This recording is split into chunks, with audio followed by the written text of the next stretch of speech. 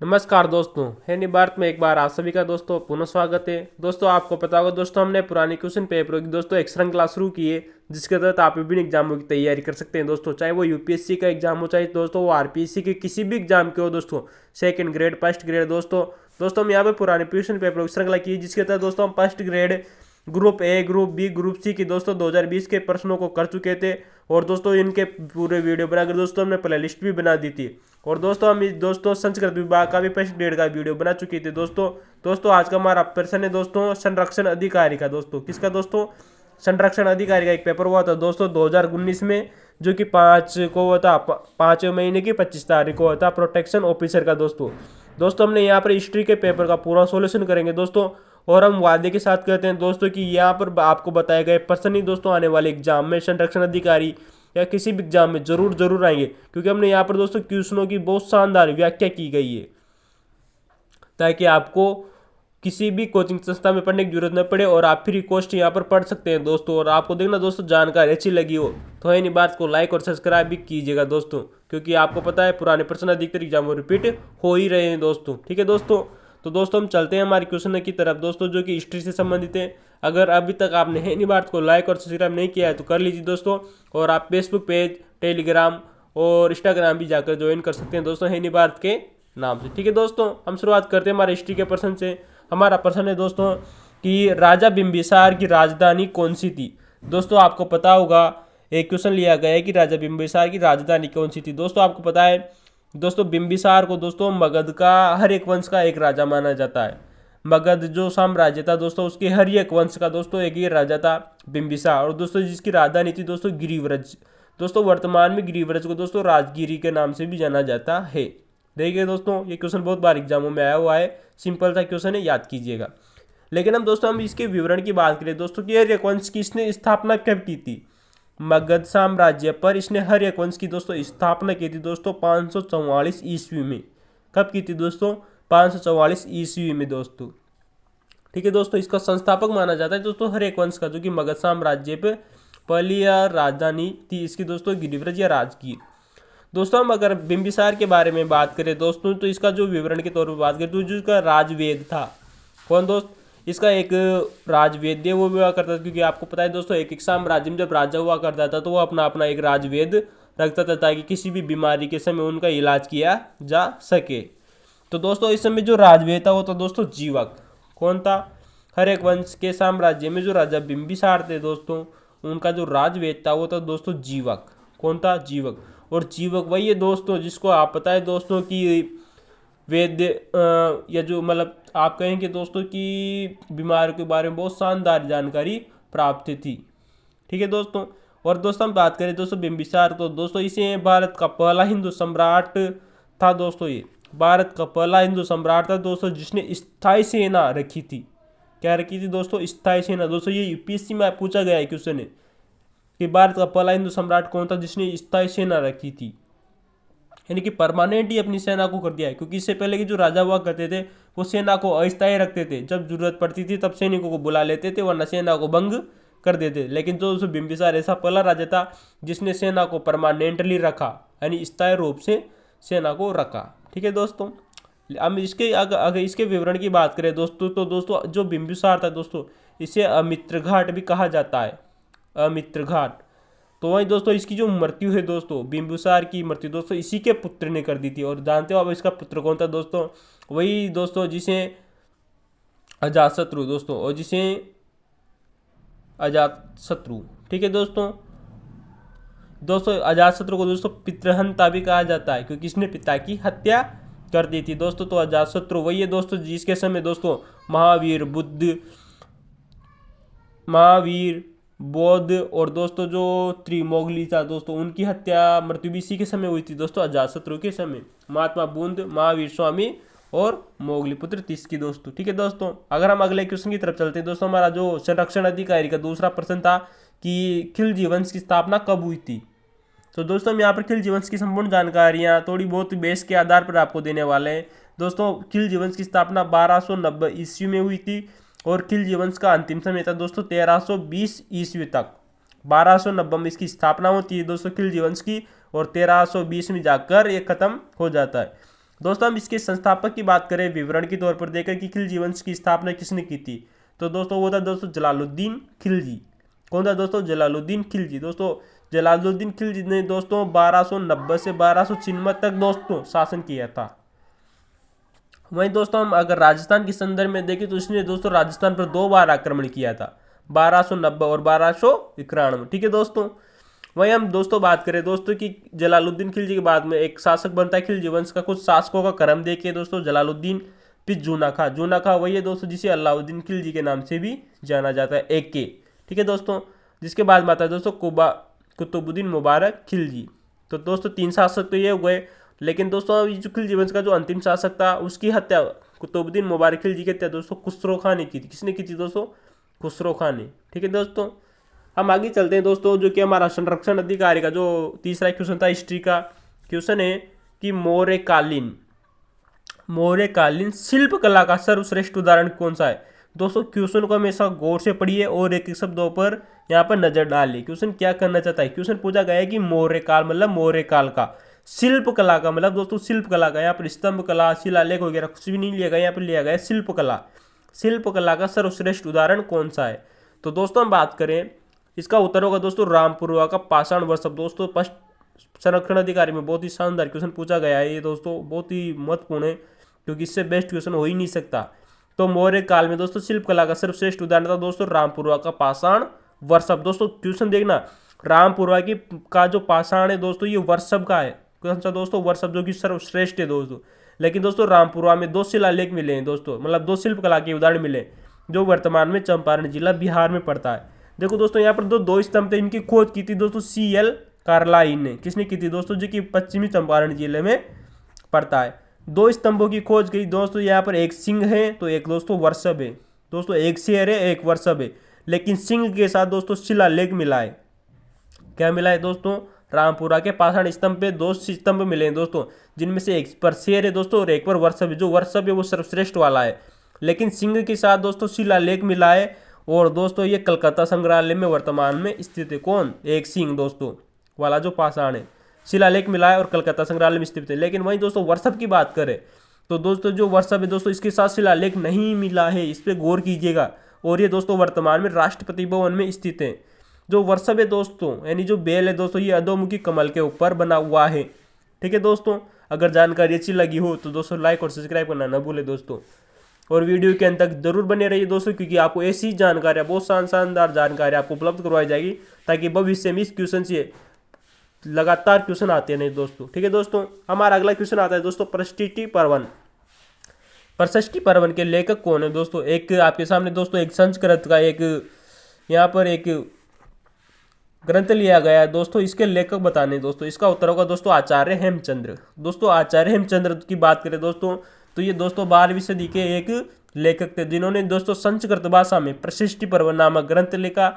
और प्रशस्ति पर्वन नामक ग्रंथ को दोस्तों स्तीवीरावल्ली चरित्र के नाम से भी जाना जाता है। दोस्तों आचार्य हेमचंद्र दोस्तों गुजरात के चालुक्य वंश के सिद्धराज जयसिंह के दरबारी हुआ करते थे। गुजरात के चालुक्य वंश के सिद्धराज जो जयसिंह था दोस्तों उसके दरबारी हुआ करते थे आचार्य हेमचंद्र, जो कि दोस्तों 12वीं सदी के एक लेखक थे। और दोस्तों इन्होंने संस्कृत में दोस्तों बहुत सारी रचनाएं लिखी, लेकिन दोस्तों यहाँ पर 2 महत्वपूर्ण पुस्तकें हैं दोस्तों। इनकी नाम आता है दोस्तों प्रशस्ति पर्वन, जिसको दोस्तों स्तीवीरावल्ली चरित्र के नाम से भी जाना जाता है, जिसका अर्थ होता है दोस्तों बुजुर्गों का जीवन। और दूसरा जो आचार्य हेमचंद्र की दूसरी रचना है दोस्तों उसका नाम है त्रिपणी शाला का पुरुष चरित्र। दोस्तों त्रिपष्टि शाला का पुरुष चरित्र दोस्तों, जिसका अर्थ होता है दोस्तों 63 लोगों का शानदार जीवन। दोस्तों दोनों चरित्र आपको रचनाएं याद कर लेना दोस्तों, बहुत शानदार है दोस्तों। ठीक है, त्रिपष्टि शाला का पुरुष चरित्र दोस्तों और स्तीवीरावल्ली चरित्र, जिसे प्रशस्ति पर्वन के नाम से भी जाना जाता है। हेमचंद्र 12वीं सदी के लेखक थे दोस्तों, जो सिद्धराज जयसिंह के हुआ करते थे, संस्कृत के दरबारी कवि थे। ठीक है दोस्तों। हम अगले क्वेश्चन की तरफ चलते हैं। हमारा संरक्षण अधिकारी का अगला क्वेश्चन है दोस्तों 5वां दोस्तों हिस्ट्री का बहुत शानदार प्रश्न है दोस्तों कि अशोक मौर्य के प्रस्तर स्तंभों पर पशु आकृतियां और उनसे संबंधित जो अभिलेख थे दोस्तों उसे खुदवाने की कला कहाँ से मिली थी। दोस्तों हम आपको बात करें दोस्तों जो अशोक मौर्य था दोस्तों, अशोक ने आपके जो स्तंभ जो थे दोस्तों, उन पर जो पशुओं की आकृतियां गुड़वाई जाती थी और स्तंभ लिखवाते थे दोस्तों, उसको ये कला दोस्तों ईरान से सीखी थी उसने। कहाँ से सीखी थी दोस्तों? ईरान से। लेकिन याद रखना दोस्तों, यहाँ पर मानव नहीं आएगा, क्योंकि मानव की आकृतियां नहीं बनाता था वो स्तंभों पर, सिर्फ पशुओं की ही बनाता था, तो जिनमें दोस्तों हाथी, घोड़ा, वर्षभ और सिंह हुआ करते थे दोस्तों। याद कर लेना दोस्तों, ठीक है दोस्तों। अशोक को ये कला कहाँ से मिली दोस्तों? ये तो मिली थी दोस्तों उसने ईरान से, ठीक है दोस्तों। यहाँ पर सिर्फ केवल पशुओं की आकृतियां ही थी दोस्तों। हम अगले क्वेश्चन की तरफ चलते हैं, जो कि हमारा प्रोटेक्शन ऑफिस का 6वां क्वेश्चन है कि चोल राजवंश की स्थापना किसने की थी दोस्तों? इसका उत्तर होगा दोस्तों विजयालय चोल। कौन होगा दोस्तों? चोल वंश दोस्तों दक्षिणी भारत के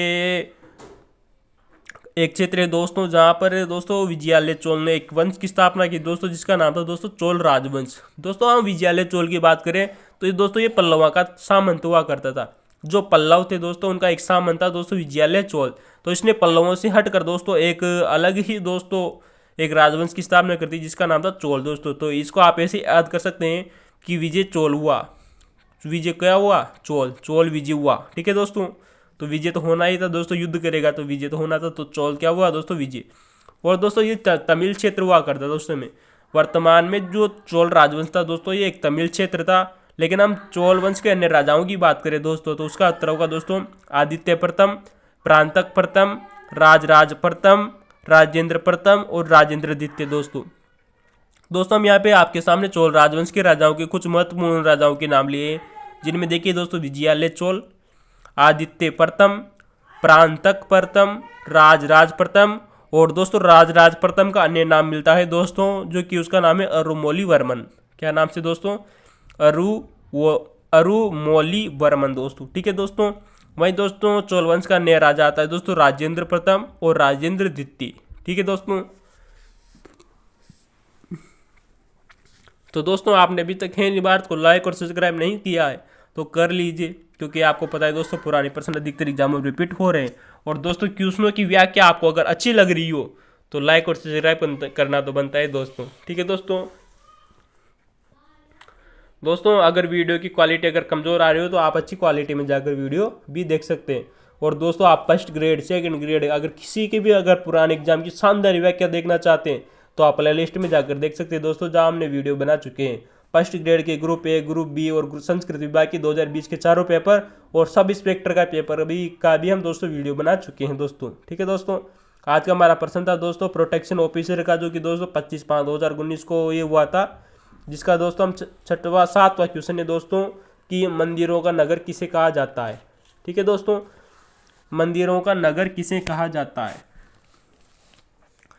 दोस्तों? आप इन बात को लाइक और सब्सक्राइब भी कर सकते हैं। इसका उत्तर होगा दोस्तों ऐहोल कर्नाटक दोस्तों। दोस्तों आपको पता है दोस्तों मंदिरों का जो नगर है, यानी कि दोस्तों सिटी ऑफ टेम्पल, क्या नाम से दोस्तों? City of temple. दोस्तों इंग्लिश में भी याद कर लेना, अक्सर आजकल के जो एग्जाम है दोस्तों इंग्लिश में अधिकतर क्वेश्चनों को दे रहे हैं। सिटी ऑफ टेम्पल, मंदिरों का नगर किसे कहा जाता है? उसका उत्तर होगा दोस्तों ऐहोल कर्नाटक। दोस्तों ऐहोल कर्नाटक की बात करें तो ये वर्तमान में दोस्तों मालप्रभा जो नदी है दोस्तों, वहाँ उसके किनारे स्थित है। और ये दोस्तों ये चालुक्य वंश का दोस्तों देखना दोस्तों ऐहोल से क्या क्या मिला है। लेकिन इससे पहले ये देखिए दोस्तों कि ऐहोल कर्नाटक को दोस्तों हिंदू रॉक वास्तुकला का उद्गम स्थल भी कहा जाता है।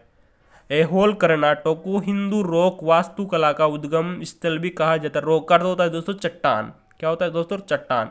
तो हिंदू चट्टान वास्तुकला का उद्गम स्थल भी किसको कहा जाता है? ऐहोल कर्नाटक को दोस्तों। इसे मंदिरों का नगर कहते हैं। लेकिन दोस्तों सबसे बेस्ट बात यहाँ पे इसे मिला क्या क्या है दोस्तों? इसका उत्तर होगा दोस्तों यहाँ से चालुक्य वंश के पुलकेशन द्वितीय का, चालुक्य वंश के पुलकेशन द्वितीय का 634 ईस्वी का ऐहोल अभिलेख मिला है दोस्तों।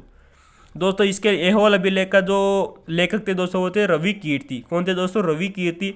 और दोस्तों ये संस्कृत का अभिलेख है, ऐहोल अभिलेख रवि कीर्ति ने लिखा, संस्कृत में लिखा दोस्तों। यहाँ से इसमें हर्षवर्धन की हार का वर्णन भी मिलता है। ऐहोल अभिलेख से हर्षवर्धन की हार का वर्णन मिलता है, जो पुलकेशन द्वितीय ने हराया था हर्षवर्धन को दोस्तों। ऐहोल अभिलेख में दोस्तों गुज्जर जाति का सर्वप्रथम उल्लेख मिलता है, कालिदास और भारवी का भी उल्लेख मिलता है दोस्तों ऐहोल अभिलेख से। फिर गौर कीजिएगा दोस्तों 634 ईस्वी का ऐहोल अभिलेख जो पुलकेशन द्वितीय का है दोस्तों, इसमें कालिदास और भारवी का भी उल्लेख मिलता है और गुज्जर जाति का उल्लेख भी मिलता है।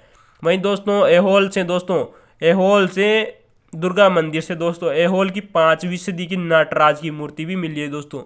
5वीं सदी की नटराज की मूर्ति मिली है दोस्तों ऐहोल से, दुर्गा मंदिर से। और यहाँ पे जो प्रमुख मंदिर है दोस्तों, दुर्गा मंदिर जो कि अर्धवर्ताकार में बना हुआ है।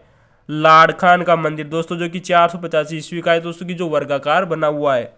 वहीं दोस्तों हडी मल्ली गुड़ी मंदिर भी यही है दोस्तों, और मेघूती जैन मंदिर भी ऐहोल में ही है दोस्तों। मेघूती जैन मंदिर, दुर्गा मंदिर और लाड़ खान का मंदिर और हच्ची मल्ली गुड्डी मंदिर भी यही दोस्तों। ठीक है दोस्तों, अगर व्याख्या अच्छी लगी हो तो लाइक और सब्सक्राइब करना ना भूलें। ठीक है दोस्तों। हमारा अगला प्रश्न है कि मध्यकालीन भक्ति आंदोलन का उद्गम कहाँ और किसके द्वारा किया गया था। यानी मध्यकाल में दोस्तों आपको पता है दोस्तों, भक्ति जागरण काफी उत्थान की ओर निकला। तो दोस्तों इसकी जो उद्गम था दोस्तों, ये कहाँ हुआ था और किसने किया था। दोस्तों हम बात करें दोस्तों दक्षिणी भारत में, यानी भारत का जो दक्षिणी छोर है दोस्तों, वहाँ पर अलवार संतों ने भक्ति का उत्थान किया था या उद्गम किया था। दोस्तों अलवार थे कौन। दोस्तों अलवार जो थे दोस्तों, ये भगवान विष्णु के उपासक हुआ करते थे। और जो अलवारों की जो संख्या थी दोस्तों, वो थी दोस्तों 12। दोस्तों हम क्वेश्चन के विवरण की बात करें तो इसका विवरण देख के दोस्तों कि भक्ति आंदोलन की नींव किसने रखी थी। दोस्तों यहाँ पर क्वेश्चन सेम टू सेम होते हैं, अक्सर बच्चे इनमें कंफ्यूज हो जाते हैं कि किस क्वेश्चन का आंसर क्या होगा। तो दोस्तों हम यहाँ पे 2-3 क्वेश्चन लिए हैं कि भक्ति आंदोलन की नींव किसने रखी थी। इसका उत्तर होगा दोस्तों शंकराचार्य ने। भक्ति आंदोलन की नींव दोस्तों शंकराचार्य ने रखी थी। वहीं दोस्तों भक्ति आंदोलन के जनक रामानुजाचार्य को कहा जाता है, रामानुजाचार्य को कहा जाता है। वहीं दोस्तों उत्तरी भारत में, फिर गौर कीजिएगा दोस्तों, यहाँ पर उत्तरी भारत शब्द लिया गया है। उत्तरी भारत में दोस्तों भक्ति आंदोलन के जनक थे दोस्तों रामानंद। कौन थे दोस्तों, रामानंद। लेकिन हम बात करें दोस्तों कि जो अलवार संत थे दोस्तों, ये भगवान विष्णु के उपासक थे और इनकी संख्या 12 थी। वहीं जो आपको पता है दोस्तों कि एक नयनार संत भी हुआ करते थे। नयनार संतों की दोस्तों जो संख्या थी वो दोस्तों 63 थी और वे भगवान शिव के उपासक हुआ करते थे। दोस्तों आप इसको ऐसे भी याद कर सकते हैं क्योंकि भगवान शिव के कितनी आंखें थी दोस्तों, 3। भगवान शिव के 3 आंखें थी। अतः दोस्तों उनके जो उपासक हुआ कोई दोस्तों वो नयनार कहा, नयन यानी नयन यानी कि दोस्तों आंखें दोस्तों। ठीक है दोस्तों, उनकी संख्या 63। तो आप इसको ऐसे भी याद कर सकते हैं, भगवान शिव की 3 आंखें, तो 3 यानी 3 पीछे आएगा और 6 आगे आ जाएगा। ठीक है दोस्तों, 3 × 6।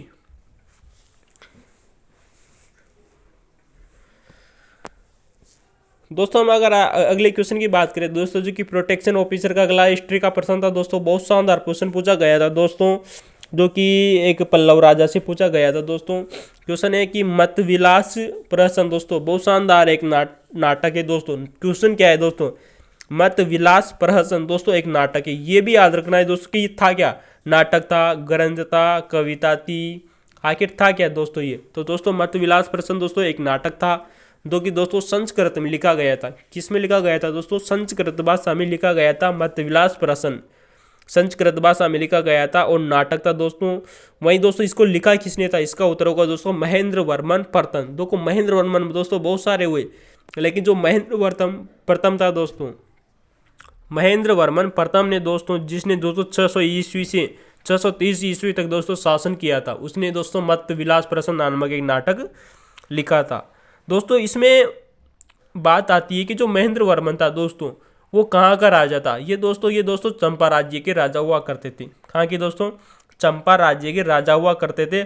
और दोस्तों ये एक पल्लव राजा था जिसकी राजधानी थी दोस्तों कांची। क्या थी दोस्तों, पल्लव राजा था जिसकी राजधानी थी दोस्तों कांची। वही दोस्तों हम बात करें दोस्तों कि मत विलास प्रहसन नामक नाटक में जो संस्कृत का है, इसमें दोस्तों मदिरा यानी शराब का वर्णन किया गया है। एक स्त्री और पुरुष का शराब पीते हुए इसका वर्णन किया गया है दोस्तों। ठीक है दोस्तों, लेकिन हम इसकी अन्य रचनाओं की बात करें तो दोस्तों इसका उत्तर होगा दोस्तों विचित्र चित्त और गुणवार शत्रुमल भी इसकी रचनाएं आती है दोस्तों। फिर गौर कीजिएगा दोस्तों, महेंद्र वर्मन प्रथम की जो रचनाएं दोस्तों उनको देखिएगा, विचित्र चित्त, गुणभर शत्रुमल और भगवद जज्जुकी में और कुंडमीमाल्य दोस्तों याद रखना दोस्तों, महेंद्र वर्मन ने कुंडमीमाल्य नामक एक वीणा पर आधारित एक ग्रंथ लिखा था दोस्तों, वीणा संगीत पर आधारित।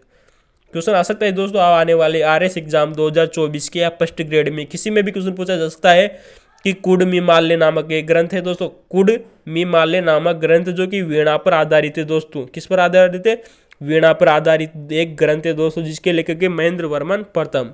और दोस्तों महेंद्र वर्मन प्रथम के जो गुरु थे वो थे रुद्राचार्य, जिन्होंने इनसे संगीत की शिक्षा ली थी। ठीक है दोस्तों महेंद्र वर्मन दोस्तों जो प्रथम थे दोस्तों, पहले एक जैन संत हुआ करता था, अर्थात जैन धर्म का अनुयायी थे। बाद में दोस्तों ये शैव धर्म का अनुयायी हो गया था। फिर देखिएगा दोस्तों, पहले जैन धर्म का अनुयायी था, बाद में शैव धर्म का अनुयायी हो गया था। कौन? महेंद्र वर्मन प्रथम, जिसने मर्तविलास प्रसन्न नामक नाटक लिखा, कुडमिमालय नामक ग्रंथ की रचना की जो संगीत पर आधारित है, और गुणबर शत्रुमल नामक ग्रंथ की रचना की। ठीक है दोस्तों हमारा अगला प्रश्न आता है क्वेश्चन नंबर 10 है दोस्तों, जो कि प्रोटेक्शन ऑफिसर में पूछा गया था। और दोस्तों अगर इसकी व्याख्या अच्छी लग रही हो दोस्तों तो आप इसको लाइक और सब्सक्राइब करना ना भूलें, क्योंकि इसकी व्याख्या बहुत शानदार है और आने वाले एग्जामों में दोस्तों यहाँ से क्वेश्चन जाएगा ही नहीं बाहर दोस्तों। ठीक है दोस्तों, क्वेश्चन है मोपला विद्रोह। दोस्तों मोपला विद्रोह कब हुआ था और कहाँ हुआ था, ये क्वेश्चन पूछा गया था कि मोपला विद्रोह कब और कहाँ हुआ था। दोस्तों इसका उत्तर होगा दोस्तों, मोपला विद्रोह दोस्तों अगस्त सन 1921 से 20 अगस्त सन 1921 से शुरू हुआ था और सन 1922 तक चला था दोस्तों। 20 अगस्त सन 1921 से शुरू हुआ और सन 1922 तक चला। दोस्तों मोपला विद्रोह वर्तमान के मालाबार तट पर हुआ था, जो कि उत्तरी केरल में पड़ता है दोस्तों। कहाँ पड़ता है? मालाबार तट वर्तमान में उत्तरी केरल में पड़ता है, जहाँ पर यह विद्रोह हुआ था दोस्तों मालाबार। दोस्तों मालाबार तट भी दिया जा सकता है आपको, उत्तरी केरल भी दिया जा सकता है। ठीक है, वहीं दोस्तों बात करें दोस्तों की जो मोपला थे दोस्तों, मोपला दोस्तों एक मलयालम भाषा का एक शब्द है दोस्तों, जिसका अर्थ होता है दोस्तों मुस्लिम किसान। दोस्तों मलयालम भाषा का एक शब्द है दोस्तों मोपला, जिसका अर्थ होता है वर्तमान में मुस्लिम किसान।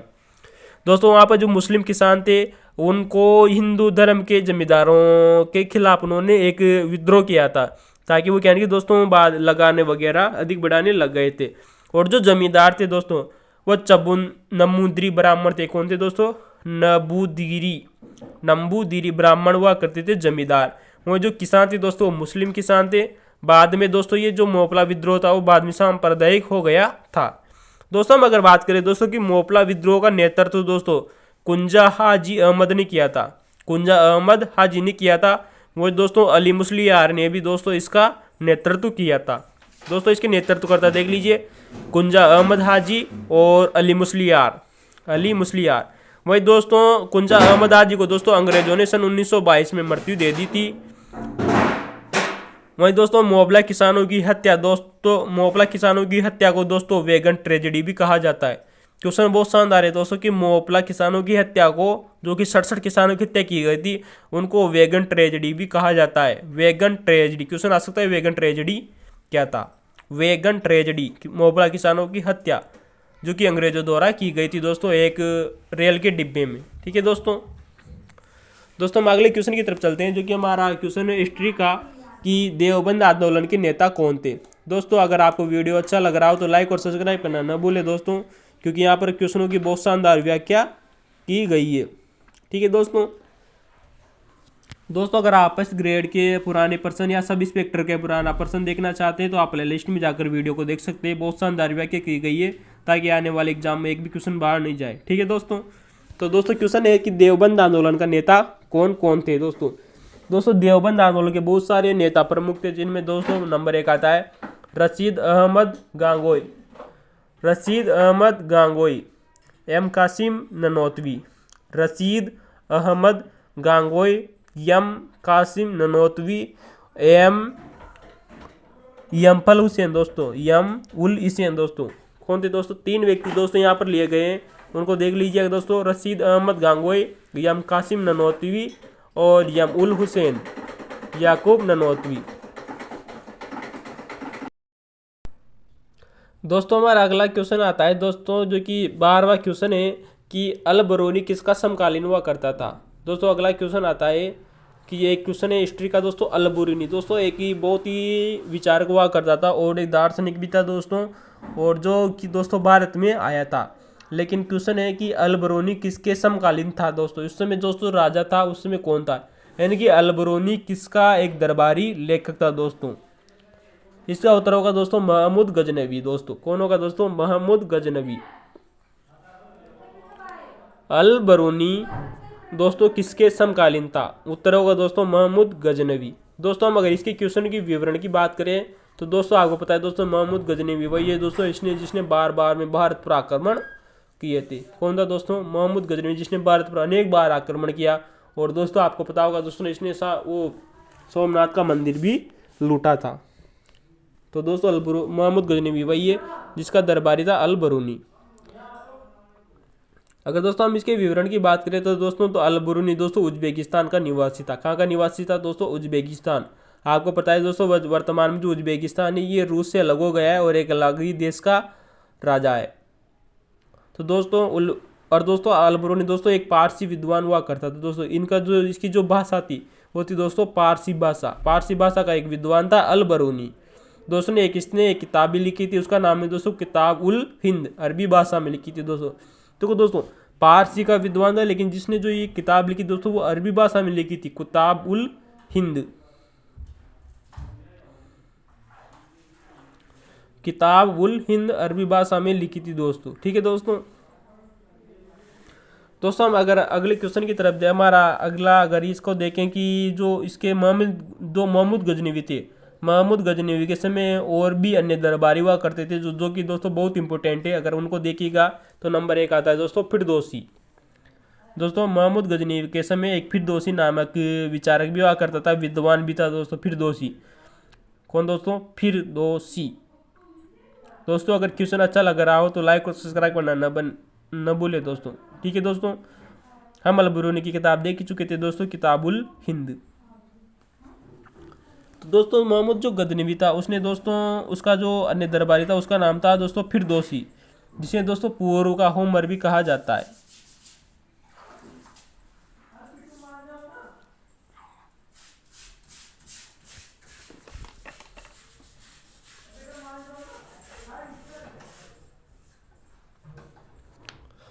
महमूद गजनवी का दोस्तों फिरदौसी को पूर्व का होमर कहते हैं। क्षमा करना दोस्तों कुछ देर के लिए साइलेंट हो गए थे किस कारणवश। तो दोस्तों क्वेश्चन है फिरदौसी को दोस्तों पूर्व का होमर कहा जाता है और इसकी एक पुस्तक आती थी जिसका नाम है दोस्तों शाहनामा। दोस्तों फिरदौसी बहुत ही विद्वान हुआ करता था, जिसने एक पुस्तक लिखी दोस्तों शाहनामा। क्या नाम लिखी दोस्तों? एक ग्रंथ लिखा जिसका नाम था दोस्तों शाहनामा। शाहनामा में दोस्तों कहा जाता है कि इसने दोस्तों भारत का वर्णन किया था। किसका वर्णन किया था दोस्तों? इसने भारत का वर्णन किया था अपनी पुस्तक शाहनामा में। किसने दोस्तों? फिरदौसी ने।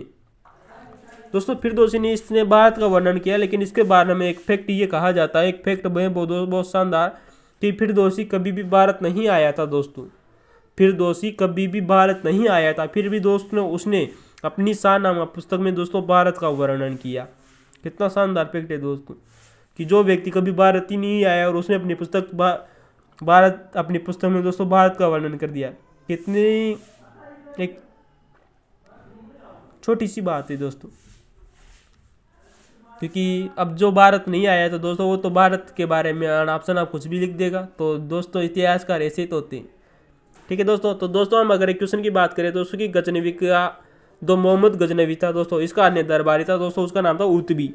दोस्तों उतबी भी दोस्तों एक बहुत बड़ा विद्वान था, उसने भी एक किताब लिखी थी, उसका नाम है किताबुल यामिनी। उतबी ने एक पुस्तक लिखी जिसका नाम है किताबुल यामिनी। ठीक है दोस्तों इस क्वेश्चन की जानकारी आपको कैसी लगी आप जरूर कमेंट के द्वारा जरूर बताइए दोस्तों। अगर वीडियो अच्छा लग रहा हो तो लाइक और सब्सक्राइब करना ना भूले दोस्तों, क्योंकि आपके द्वारा दी गई हुई जानकारियाँ दोस्तों हमें मोटिवेशन करती है और आपको कुछ अच्छी जानकारियाँ इसी तरह हम प्रदान करते रहेंगे दोस्तों। अब दोस्तों हमने वीडियो की श्रृंखला शुरू कर दी है, जो एक के बाद में एक वीडियो पुराने क्वेश्चन पेपरों का आपके लिए आता रहेगा। दोस्तों अगला क्वेश्चन आता है कि सुभाष चंद्र बोस को किस देश ने सैनिक सहायता दी थी? दोस्तों सुभाष चंद्र बोस के बारे में हम दोस्तों इससे पहले फर्स्ट ग्रेड वाले पेपरों में भी दोस्तों बहुत शानदार व्याख्या कर चुके थे सुभाष चंद्र बोस के बारे में, और दोस्तों पुराने क्वेश्चन पेपरों की बहुत ही शानदार व्याख्या की है हमने, तो आप उनको जाकर देखें। और क्वेश्चन ये वहीं से ही पूछा गया है, हम इसके पहले चर्चा कर चुके हैं। इसका उत्तर होगा दोस्तों जर्मनी। सुभाष चंद्र बोस को दोस्तों जर्मनी द्वारा सैनिक सहायता दी गई थी। और दोस्तों आपको पता है दोस्तों हिटलर से भी दोस्तों सुभाष चंद्र बोस ने कई बार मुलाकातें की थी। ठीक है दोस्तों अगला क्वेश्चन आता है कि दोस्तों सिंह सभा की स्थापना किसने की? दोस्तों सिंह सभा की स्थापना दोस्तों 1873 में की गई थी दोस्तों। कहाँ की गई थी दोस्तों? सिंह सभा की स्थापना 1873 में की गई थी, अमृतसर में। कहाँ हुई थी दोस्तों? सिंह सभा की स्थापना दोस्तों 1873 में हुई थी दोस्तों अमृतसर में। लेकिन हम इसकी बात करें दोस्तों, इसकी सिंह सभा का प्रथम सम्मेलन भी दोस्तों अमृतसर में ही हुआ था। कब हुआ था दोस्तों? सिंह सभा का दोस्तों जो प्रथम सम्मेलन था वो अमृतसर में ही हुआ था। सिंह सभा का दोस्तों हम इसके उद्देश्य की बात करें तो सिंह सभा का उद्देश्य था दोस्तों सिख धर्म में सुधार करना, सिख धर्म में सुधार करना और ब्राह्मण, मुस्लिम और ईसाई आदि संप्रदायों का दोस्तों विरोध किया था इन्होंने, ताकि और सिख धर्म में दोस्तों अनेक कुरीतियाँ आ गई थी, उनको अपने धर्म से बाहर निकालना। दोस्तों हम अगले क्वेश्चन की बात करें दोस्तों, कि हमारा अगला क्वेश्चन है 15वां क्वेश्चन कि भारत चीन आक्रमण कब हुआ था। अगला 15वां क्वेश्चन आता है दोस्तों कि भारत चीन आक्रमण कब हुआ था। उसका उत्तर होगा दोस्तों 1962। कब होगा दोस्तों? भारत चीन आक्रमण हुआ था दोस्तों 1962 में। वहीं गोवा पुर्तगाल से कब आज़ाद हुआ था? इसका उत्तर होगा दोस्तों सन 1961। देखो दोस्तों आपको पता है दोस्तों कि भारत आज़ाद हो गया था, लेकिन फिर भी पुर्तगालियों का दोस्तों भारत में शासन हुआ करता था एक राज्य पर, उसका नाम है दोस्तों गोवा। तो दोस्तों पुर्तगालियों ने भारत आज़ाद होने के बाद भी करीबन दोस्तों यहाँ पर करीबन 10-11 सालों तक शासन किया था। इसका उत्तर होगा दोस्तों सन 1961। तो गोवा दोस्तों पुर्तगालियों से आज़ाद हुआ था सन 1961 को। वहीं दोस्तों अगला जो इसका ऑप्शन था वो था दोस्तों कि ताशकंद समझौता। ताशकंद समझौता दोस्तों सन 1966 को हुआ था। 10 जनवरी सन 1966 को दोस्तों ताशकंद समझौता हुआ था उज्बेकिस्तान में। कब हुआ था दोस्तों? ताशकंद कहाँ पर था दोस्तों? उज्बेकिस्तान में। तो ये उज्बेकिस्तान में हुआ था। वर्तमान में दोस्तों इसे उज्बेकिस्तान कहते हैं। पहले दोस्तों ये रूस का भाग हुआ करता था, अब नया एक देश बन गया है। दोस्तों जो ताशकंद समझौता था दोस्तों ये लाल बहादुर शास्त्री और अयूब खान के मध्य हुआ था। भारत के प्रधानमंत्री लाल बहादुर शास्त्री और पाकिस्तान के प्रधानमंत्री अयूब खान के मध्य हुआ था। दोस्तों भारत और पाकिस्तान युद्ध सन 1965 में हुआ था। ठीक है दोस्तों अगर आपको वीडियो अच्छा लगे है तो ये तो दोस्तों इस कुल 15% थे दोस्तों जो हमने इनकी व्याख्या सहित कर लिया है। अगर आपको वीडियो अच्छा लगा हो तो लाइक और सब्सक्राइब कीजिए और हिंदी भारत को ज्वाइन कीजिए। ठीक है दोस्तों, और दोस्तों हम इसी तरह के हम नए वीडियो लाते रहेंगे दोस्तों आपके लिए, जो कि पुराने पेपरों पर आधारित और पूरे के पूरे पुराने पेपर है दोस्तों जो हमने आपके लिए हाथ से लिखे हैं, ताकि आपको समझ में आए कि हाँ क्या हो रहा है। और दोस्तों पुराने प्रश्नों की जो व्याख्या की गई है वो बहुत ही शानदार है, और इसी तरह हम अन्य वीडियो में भी दोस्तों व्याख्या करते रहेंगे आपके लिए। तो दोस्तों पढ़ते रहिए, मस्त रहिए और अपनी ज़िंदगी का आनंद उठाइए। लाइक और सब्सक्राइब करना ना भूलिए दोस्तों हिंदी भारत को। आप टेलीग्राम, फेसबुक ज्वाइन को दोस्तों और व्हाट्सएप चैनल को भी ज्वाइन कर सकते हैं दोस्तों हिंदी भारत के नाम से। धन्यवाद दोस्तों।